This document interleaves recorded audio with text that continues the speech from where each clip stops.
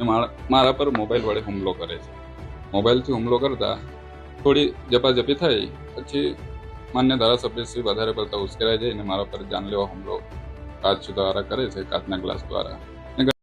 તો મિત્રો તમે જોઈ લો, આ ભાઈ પણ ખરેખર આ કોણ છે મિત્રો? તમે વિડીયો અંદર આ ભાઈ તમે પહેલી વાર જોતા છો, કારણ કે આ ભાઈ છે ચૈત્રભાઈ વસાવા સાથે જેનો ઝઘડો થયો હતો તે ભાઈ છે. અને ઝઘડો મિત્રો મેન થયો તો મિત્રો ચંપાબેન વસાવા છે તેની સાથે. અને આ ભાઈ છે મિત્રો ચૈત્રભાઈ ચંપાબેન સાથે ઝઘડો એટલે કે બોલી રહ્યા હતા, વાતચીત કરી રહ્યા હતા મિત્રો અંદર. એટલે હવે આ ભાઈ એવું કહી રહ્યા છે કે ચંપાબેન સાથે ગાળો અને અપશબ્દો બધું બોલી રહ્યા છે.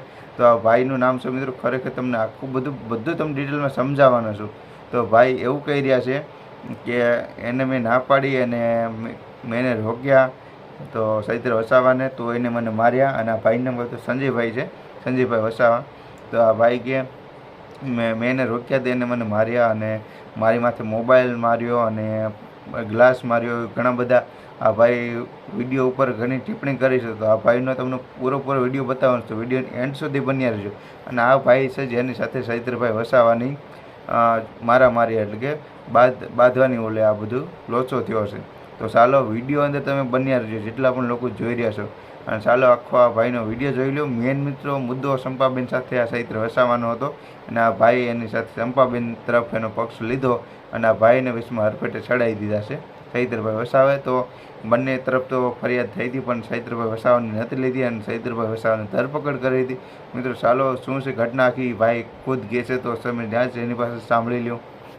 જે એક અમારા મહિલા તાલુકા પ્રમુખ છે ચંપાબેન વસાવા, તેમની જોડે અભદ્ર ભાષામાં વાત કરતા,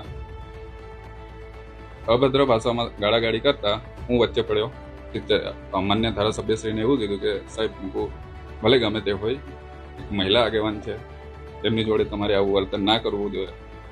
આટલી વાત કરતા ધારાસભ્યશ્રી ઉશ્કેરાઈ જાય છે. એ મારા પર મોબાઈલ વડે હુમલો કરે છે. મોબાઈલથી હુમલો કરતા થોડી ઝપાઝપી થઈ પછી માન્ય ધારાસભ્યશ્રી વધારે પડતા ઉશ્કેરાઈ જઈને મારા પર જાનલેવા હુમલો કાચ દ્વારા કરે છે, કાચના ગ્લાસ દ્વારા. અને ઘણી બધી ધમકીઓ આપીને જાય છે કે તમારા બંને તાલુકા પ્રમુખને હું જોઈ લઈશ, હું આમ કરીશ, એમ કરીશ.